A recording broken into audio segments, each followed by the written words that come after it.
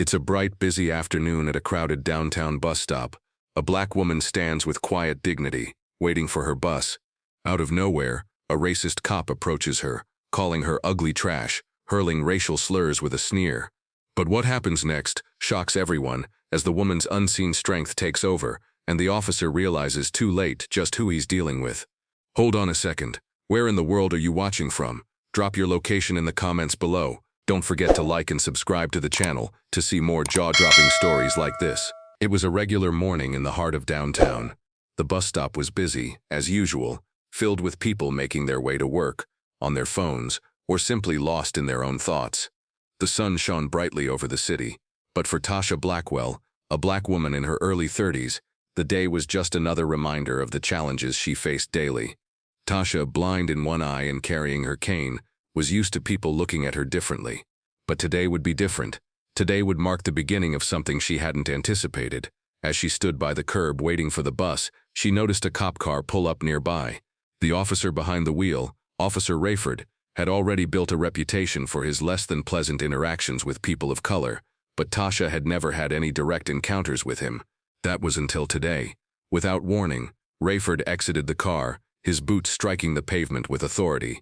His cold eyes locked onto Tasha as he walked toward her, and something about the way he moved so deliberately set off an unsettling feeling deep in her gut. "Excuse me, miss," Officer Rayford called out, his voice dripping with sarcasm. "You're loitering here. You don't look like you belong in this neighborhood." Tasha blinked, momentarily thrown off by his condescending tone. "I'm waiting for the bus, officer," she replied, her voice steady, though she could feel her pulse quicken in her veins. Rayford took another step toward her, his eyes narrowing as if assessing her very presence. "Waiting for the bus, huh? You sure? This area's for hard-working people. Maybe you should take your trash somewhere else." Tasha's heart skipped a beat.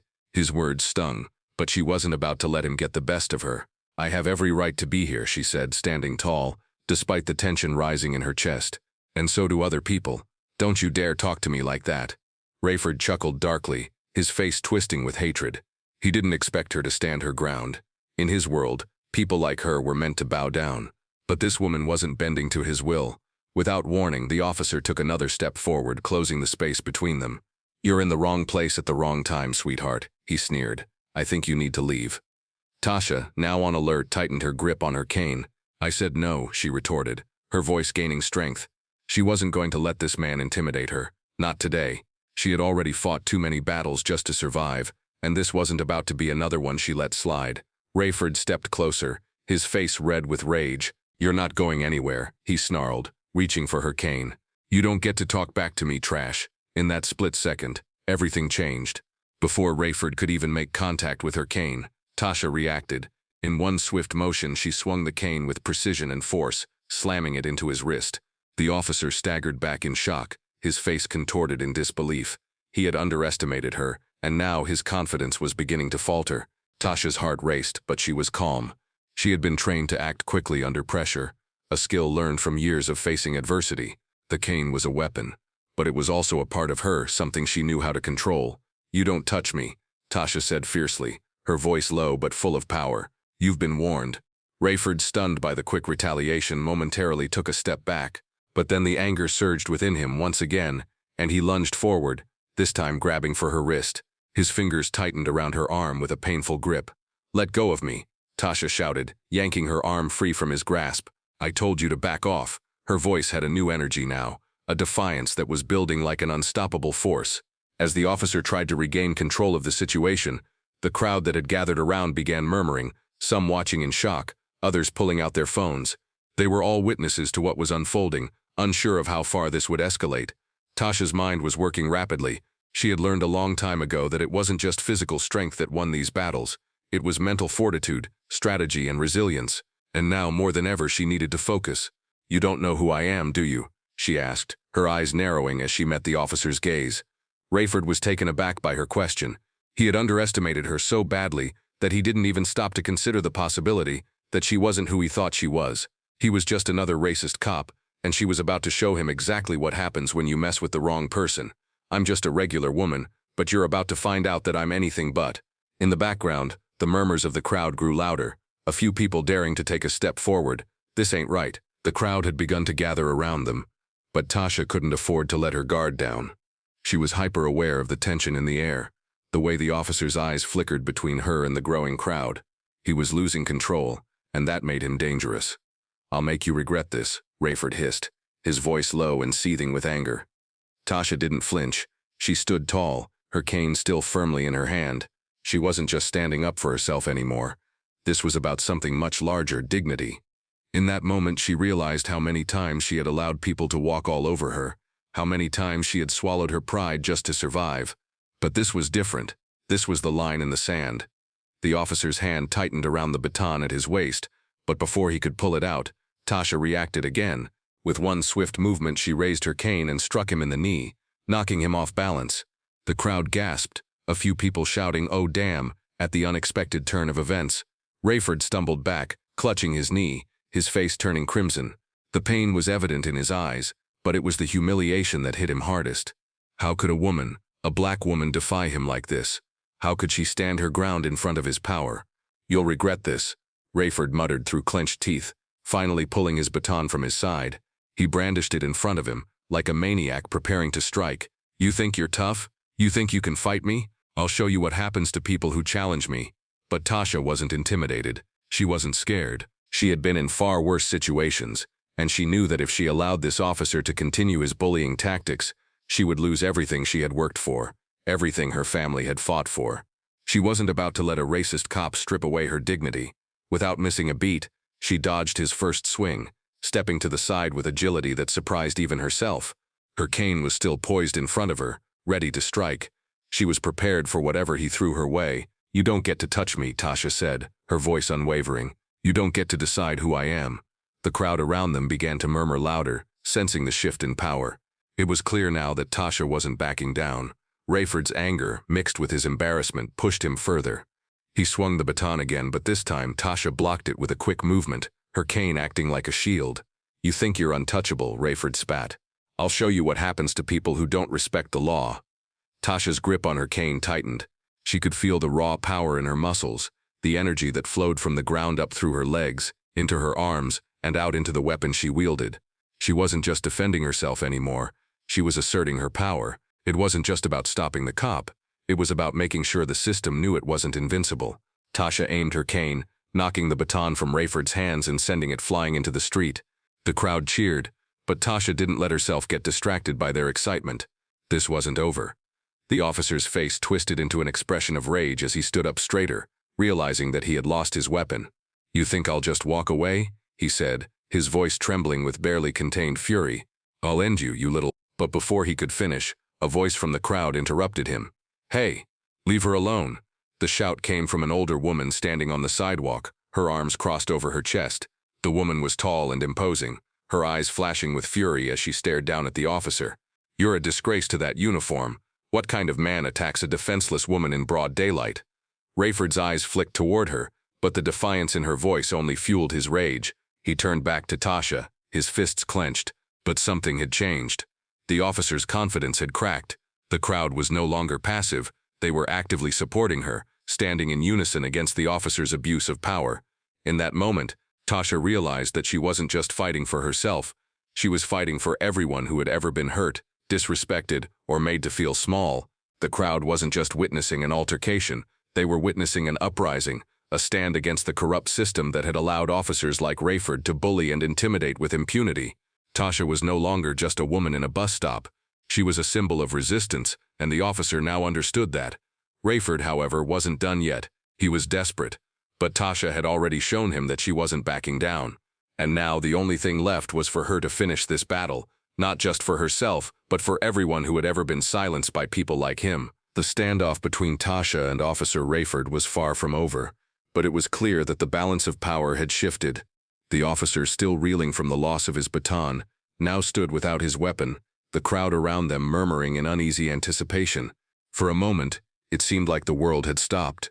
The only sounds were the distant hum of the city and the rush of breath in Tasha's chest.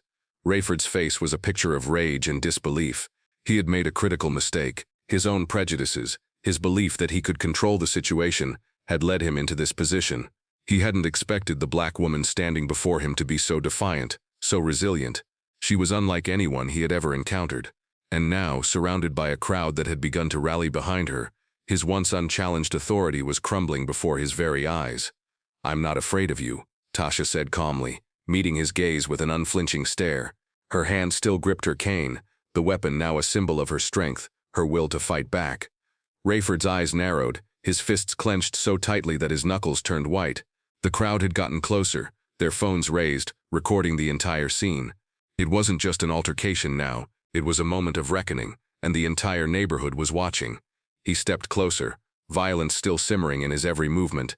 "You think you're untouchable," he sneered, trying to intimidate her with his sheer size. He was a trained officer after all, but Tasha didn't flinch. The officer moved too quickly, thinking he could overpower her with a show of force.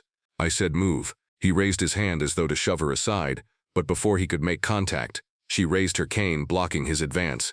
With a swift, practiced motion, Tasha pushed the officer's chest back, forcing him to stumble slightly.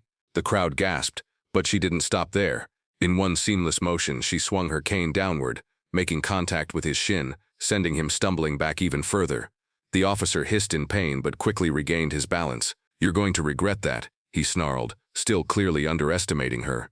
"You've already made that mistake," Tasha shot back, her voice cold, her eyes locked onto his. In that moment, the air between them grew thick with tension. It was no longer about a woman at a bus stop and a cop trying to assert his power. This was a fight for dignity, for justice, and Tasha wasn't about to back down. "You've made your move," Tasha said, as her cane twirled in her hands with precision. "Now I'll make mine." Before Rayford could react, she struck. The crowd collectively held their breath as the sound of the impact echoed through the street. The cane collided with the officer's midsection, knocking the wind out of him. He staggered back, gasping for air, and that's when the true humiliation hit.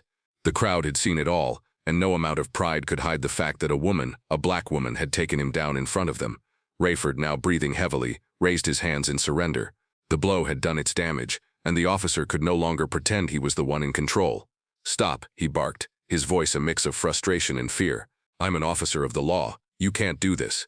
Tasha's expression remained unchanged. "You're not above the law," she said quietly, her voice firm, unwavering, "and you'll learn that today." A few people from the crowd, emboldened by her actions, began to shout out in support. "That's right," someone yelled from the back. "He deserves this." Another voice joined in. "Take him down." The officer looked around, realizing that he had no allies here. People had gathered not just to witness but to stand with Tasha. His badge, his uniform, the authority he had once wielded. None of it mattered anymore. The public was turning against him, and the walls were closing in. Tasha looked down at him, her cane still gripped tightly in her hand. "You think you can walk all over people like me? You think you can make people feel small just because you wear that uniform?" The officer remained silent, his chest rising and falling rapidly as he tried to gather his bearings. He could feel the weight of his actions, the crushing reality of the consequences of his choices. Tasha's words, however, weren't just for him. They were for everyone who had ever been oppressed, ignored, or made to feel less than human. She wasn't just speaking to Officer Rayford. She was speaking to every person who had ever used their position to control or degrade others. Before anyone could react, a new voice cut through the air, loud, authoritative, and unmistakable. "What the hell is going on here?" The crowd parted as a senior officer approached, his face grim and stern. Rayford quickly stood up, wiping the sweat from his brow, and tried to compose himself. "Sir, this woman assaulted me," Rayford said, his voice tinged with desperation. I saw the whole thing," a bystander shouted. The voice came from the back of the crowd, a man who had been recording the entire scene. "This officer was harassing her first. She defended herself. It's all on video." The senior officer paused, looking at the recording on the man's phone. His expression shifted from frustration to something closer to disbelief. He turned back to Rayford, his voice stern. "This isn't how we handle things, Rayford." Rayford's face turned pale. The consequences were becoming real, and he knew he couldn't escape them. The shift in the crowd was palpable. The public had already passed judgment, and yet it wasn't over. Tasha stood there, a quiet strength radiating from her. The battle wasn't won just yet, but she had taken the first step toward justice, and now it was up to the world to decide if they would continue to turn a blind eye to the things that were wrong, or if they would stand up and make their voices heard. The senior officer, clearly taken aback by the overwhelming support for Tasha, turned to his subordinate, Officer Rayford. "You've got some explaining to do," he said, his voice low and laced with disappointment. "And I'll be damned if I let you turn this into a bigger mess than it already is." Rayford tried to recover, his face red with anger and embarrassment. He could feel the eyes of the entire crowd upon him, waiting to see what would happen next. He opened his mouth to speak, but no words came out. "I was just doing my job," he mumbled, his voice weak. She assaulted me." Tasha stepped forward, her cane still in hand, her eyes locked on Rayford with a fierce, unyielding gaze. "I didn't assault anyone. You're the one who made me your target. You threatened me first." The senior officer turned to the crowd, then back to Rayford. His voice was even more resolute now. "There's no excuse for this behavior, Rayford. We uphold the law, not break it. You've done this to yourself. There's no coming back from this." A murmur ran through the crowd as the senior officer continued, the words landing heavily in the air. "You've just cost yourself everything." Tasha felt a weight lift from her chest. The moment of justice, while not yet complete, was beginning to take shape. She wasn't just fighting for herself anymore. This was about holding a system accountable, about showing everyone around her that no one was above the law, no matter their title, no matter their badge. Rayford looked around, his face flushed with a combination of frustration and fear. He could see the support for Tasha growing, could feel the eyes of the public watching him like a vulture. He had always felt powerful, untouchable, but now the tables had turned. His career, his reputation, everything he had worked for, was crumbling before his eyes. "You're finished," the senior officer said, his tone final.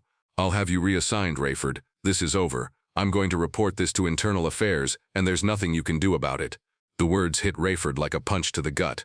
He opened his mouth to protest, but his voice faltered. He had no argument left. The evidence was against him, and now, even the senior officer was turning his back on him. For the first time in his career, Rayford realized that his actions had consequences. Tasha's heart pounded in her chest as she watched the scene unfold. She had fought back in the face of adversity, and now the world was watching as justice began to take shape.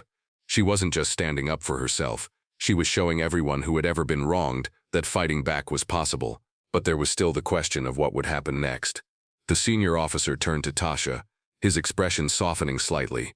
"You're free to go, ma'am. I'm sorry for what you've been through. This won't be forgotten." Tasha nodded, but she wasn't ready to let go just yet. "Thank you," she said, but her mind was already racing. She could feel the weight of the moment, knowing this was just one piece of a much larger puzzle. As the officers began to walk away, Tasha stood there, her heart still pounding in her chest. But this time, the fear was replaced by a sense of empowerment. She had done it. She had stood up to a racist cop, and the world had taken notice. The crowd, still buzzing with energy from the confrontation, began to disperse. Some people exchanged glances, still shocked by what they had witnessed. But there were also others who looked at Tasha with a newfound respect. They had seen her stand up to power. They had seen her make the right choice, even when the odds were against her. "Thank you for what you did," someone from the crowd called out, a woman in her 40s who had been standing nearby. "We need more people like you." Tasha turned toward the woman, surprised by the support. "It wasn't just me," she said. "It's all of us. We need to stick together." Her words echoed in the air as she turned and walked away from the scene, her head held high. The day wasn't over, and the fight wasn't finished. But for the first time, Tasha felt like there was hope. She had made a difference, and she wasn't going to stop. As Tasha walked away from the bus stop, the weight of what had just happened still hung heavy in the air. The crowd had scattered, but she could feel their eyes on her as she passed. Some were still talking about the incident, others exchanging looks of disbelief, but Tasha wasn't focused on them. She was focused on what came next. She had stood up to the officer, she had won, but this was far from over. What she had done, what she had exposed, would have ripple effects. The world would have to confront the deep-seated racism in its systems, not just in the police, but in every institution where people like Officer Rayford were allowed to act with impunity. As she reached her apartment building, Tasha glanced over her shoulder, half expecting to see the officers return or a squad car pulling up behind her. But the streets were empty now, and the moment of fear had passed. What replaced it was a feeling of quiet triumph. She had fought back, and the world had seen it. But Tasha wasn't just celebrating her victory. Her mind was already turning, already calculating the next steps. The victory today was only one piece of the puzzle. She couldn't afford to let up now. Officer Rayford wasn't the only one guilty of racism and abuse of power in her city. She had seen the way the system operated, how they used their power to intimidate and control. But she also knew that the moment had come for that system to be challenged. That evening, Tasha received a phone call. It was Marcus, the man who had intervened during her confrontation with the officer. "Tasha, are you okay?" Marcus asked. His voice was calm, but she could hear the concern in it. "I'm fine," Tasha replied, leaning against the doorframe of her apartment. "But this isn't over. What happens next is what matters." "I agree," Marcus said. "That was a big move, Tasha. You've given everyone something to rally behind. The officer is going down, and there will be others who will follow. But we need to act fast. There are a lot of people who will want to bury this." Tasha nodded, a feeling of determination swelling in her chest. She had already started making phone calls, reaching out to local activists, journalists, and anyone who could amplify her message. She had to make sure that what had happened today didn't just become another forgotten incident. "We need to go public," she said, her voice firm. "This needs to be more than just a one-off story. People need to know that this system is broken. I'm not letting them get away with it anymore." "You're right. I've already spoken to a few people. We'll start organizing a march. We can bring attention to everything, not just the police violence but the corruption that fuels it. We need to show people that we won't stand down." Tasha felt a spark of hope. "All right, let's do it." The next few weeks were a whirlwind of meetings, phone calls, and planning. Tasha had never been part of something so monumental, but now she was the voice of a movement. The march was scheduled, and the media had picked up on the story, covering the confrontation at the bus stop and the subsequent public outcry. But even as the march drew closer, Tasha knew that there was still much to be done. The fight wasn't just in the streets, it was in the courtrooms, in the legislature, in the very institutions that had allowed men like Rayford to thrive unchecked. On the day of the march, thousands of people showed up, their voices unified in a single purpose: to demand justice. Signs reading "End Police Brutality" and "No Justice, No Peace" waved in the air, as people of all backgrounds, races, and walks of life stood side by side. Tasha was at the front, her cane in hand, her face determined. The streets were alive with energy. It was more than a protest, it was a movement. For Tasha, it was personal. This wasn't just about her anymore. It was about all the people who had been silenced, about breaking the chains of oppression that had held her community back for so long. As the march moved through the streets, the media followed, cameras capturing every moment. The story was spreading like wildfire, with news outlets picking up on the march and the demands for change. What started as an act of self-defense had now become a symbol of resistance. The march ended at the courthouse, where a crowd of supporters had gathered. Tasha stepped forward, the weight of the moment settling on her shoulders. "This is only the beginning," she said into the microphone. "We've been silent for too long, but today we take a stand. We take back our power, and we demand justice." Her words rang out, and the crowd erupted in cheers. It was empowerment in its purest form, and Tasha knew that this was only the beginning. The fight for justice had just begun, and she was ready for whatever came next. No matter what, she would continue to stand tall, because she had proven to herself that no one could break her.